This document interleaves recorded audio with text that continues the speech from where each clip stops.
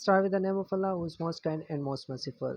Dear friends, today it is lecture number 7 regarding the concept of truth about logics and critical thinking.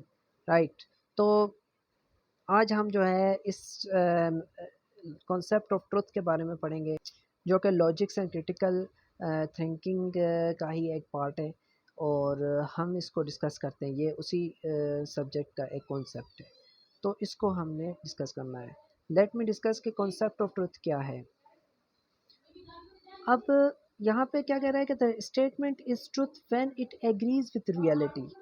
Right, कि कोई भी statement है और वो truth तभी होगी अगर वो रियल में भी वैसी ही है जैसी वो एक्चुअल में कही गई है। स्टेटमेंट ट्रू तब होगी जब वो रियलिटी में भी वैसी ही है। राइट, इसके एग्जांपल करेंगे, आपको मज़ीद क्लियर होगा। द फैक्चुअल करेक्टनेस और falsity of proposition is known as truth. It means कि हकीकत में कोई चीज़ अगर हमने एक स्टेटमेंट दी है, जो कि स्टेटमेंट दी और वो रियलिटी में भी ट्रू है, और स्टेटमेंट जो है वो हमें नज़र भी ट्रू आ रही है और रियलिटी में भी ट्रू है, तो इट मीन्स कि वो ट्रुथ ट्रू स्टेटमेंट है। और अगर एक स्टेटमेंट जो है वो रियलिटी में भी गलत है, फॉल्स है, और एक्चुअल में भी फॉल्स है, तो वो भी स्टेटमेंट ट्रू कहलाती है। अब true proposition represents facts. Facts मतलब हकीकत, के एक्चुअल वर्ल्ड में, रियल वर्ल्ड में भी वैसा ही है जो कि उस स्टेटमेंट में कहा गया है। तो false propositions does not represent the facts. और एक ऐसी प्रोपोजिशन जो कि फॉल्स है, गलत है, उसमें कोई भी रियलिटी नहीं होती। वो जो होती है वो फैक्ट के बेसिस पे, वो फॉल्स प्रोपोजिशंस जो होती हैं वो फैक्ट बेस्ड नहीं होती, रियलिटी बेस्ड नहीं होती। उनका रियल वर्ल्ड में जो चीज़ें हैं उनसे कोई लेना देना नहीं होता फॉल्स प्रोपोजिशंस का, तो वो हमेशा फॉल्स स्टेटमेंट्स कहलाती हैं। जबकि ट्रू स्टेटमेंट्स वो होती हैं जो कि रियलिटी में भी ट्रू होती हैं, रियल वर्ल्ड में भी, फैक्ट्स में भी जो है रियल होती हैं। अगर हम इसकी एग्जांपल करें तो शायद ये कॉन्सेप्ट जो और ज़्यादा इजीली समझ आएगा। कि अगर किसी ने स्टेटमेंट बताई हमें कि the earth is round in shape, हमारी ज़मीन गोल है, और वो सभी लोगों को पता है कि हमारी अर्थ जो है वो राउंड होती है, तो ये स्टेटमेंट जो है वो ट्रू इसलिए है क्योंकि स्टेटमेंट रियलिटी में भी ट्रुथ, ये इसको हम ट्रुथ स्टेटमेंट कहेंगे। क्यों? क्योंकि यहाँ पे तो ये स्टेटमेंट ट्रू है और रियलिटी में भी ये स्टेटमेंट ट्रू है। अब सेकंड है कि gold is heavier than silver. Statement हमें क्या नज़र आ रही है? ट्रू है। राइट, क्यों? क्योंकि हमें एक्चुअल में भी, रियल वर्ल्ड में भी जो है हमारी स्टेटमेंट जो है वो क्या है, रियलिटी में भी सबको पता है कि गोल्ड सिल्वर से हैवी होता है। एज वी नो दैट, कि हमें भी पता है कि गोल्ड जो है सिल्वर से हैवी होता है। Man can live without oxygen. अब ये कौन सी एक स्टेटमेंट है कि एक इंसान जो है ऑक्सीजन के बगैर ज़िंदा रह सकता है? क्या एक्चुअल में एक इंसान ऑक्सीजन के बगैर ज़िंदा रह सकता है? तो आंसर इज़ नो। तो जब answer is no, real world में ऐसा नहीं होता, तो ये फॉल्स स्टेटमेंट है, ये ट्रू स्टेटमेंट नहीं है। इट मीन्स के वो स्टेटमेंट जो कि रियलिटी में भी ट्रू है, तो वो स्टेटमेंट ट्रू कहलाएगी। जो रियल लाइफ में ट्रू नहीं है स्टेटमेंट, वो, अब ये प्रोपोजिशन तो उसने बता दी, प्रोपोजिशन के man without oxygen, man can live, के लोग जिंदा रह सकते हैं ऑक्सीजन के बगैर, मगर रियल लाइफ में इसका कोई कनेक्शन नहीं है इस स्टेटमेंट का रियल लाइफ के साथ, कि हम ऑक्सीजन के बगैर ज़िंदा नहीं रह सकते, तो ये स्टेटमेंट फॉल्स कहलाएगी। Salt does not dissolve in water. अब उसने एक और गलत बात कह दी। भाई हर कोई जानता है कि भाई साल्ट डिज़ोल्व इन वाटर, कि पानी में हल हो जाता है नमक, मगर यहाँ पे ये स्टेटमेंट क्या है? रॉन्ग है, फॉल्स है, क्योंकि इसका रियल लाइफ से कोई कनेक्शन नहीं है। ये जो है सपोज किया हुआ होगा, या सपोजिशन बेस्ड स्टेटमेंट है, मगर ये रियलिटी नहीं है। राइट, तो इस रियलिटी बेस्ड स्टेटमेंट नहीं है, तो ये फॉल्स स्टेटमेंट होगी। तो यहाँ पे बात, क्वेश्चन यहाँ पे ये रेज होता है कि तो फिर अगर ट्रू स्टेटमेंट अगर रियलिटी बेस्ड होती है, तो वैलिड आर्ग्यूमेंट्स किसे हम कहेंगे? कि वैलिडिटी और ट्रुथ में क्या डिफरेंस है? तो वैलिडिटी को हम थोड़ा डिटेल से पढ़ते हैं। वैलिडिटी क्या होगी? Logical accuracy and validness of proposition is known as validity.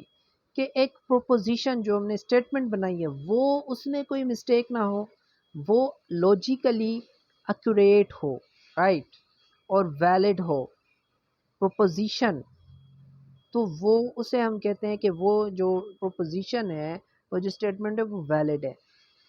हो सकता है रियल लाइफ में वो वैलिड ना हो, मतलब कि हो सकता है कि रियल लाइफ में वो ट्रू ना हो, मगर स्टेटमेंट जो है वो अगर करेक्ट बनाई गई है, उसमें कोई मिस्टेक नहीं है, वो लॉजिकल है, उसमें कोई ग्रामेटिकल एरर नहीं है, कोई और एरर नहीं है, तो वो स्टेटमेंट वैलिड कहलाएगी।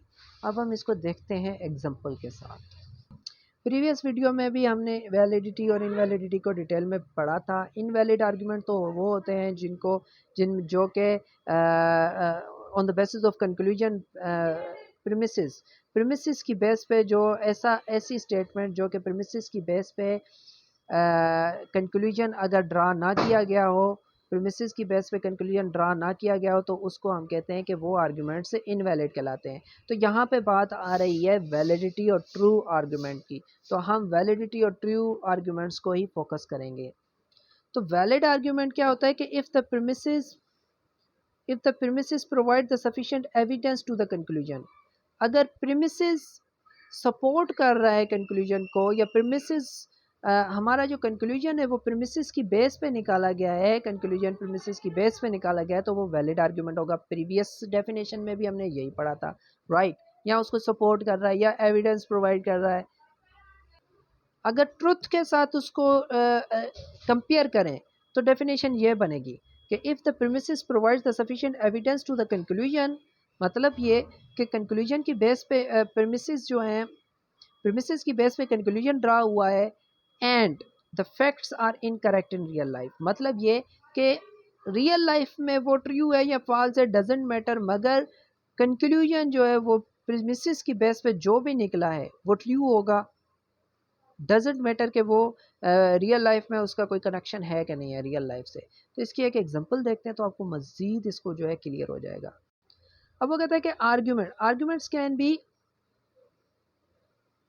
कहता है कि arguments can be valid but false at the same time, कि आर्ग्यूमेंट या वैलिड भी हो सकते हैं, फॉल्स भी हो सकते हैं सेम टाइम पे। वो कैसे? For example, Ram is an actor, Ram एक एक्टर है। हमने ये प्रपोजिशन सपोज की है अपने से कि राम एक्टर है। ऑल एक्टर्स आर आर्टिस्ट, जितने भी एक्टर्स हैं वो आर्टिस्ट होते हैं। Therefore Ram is artist.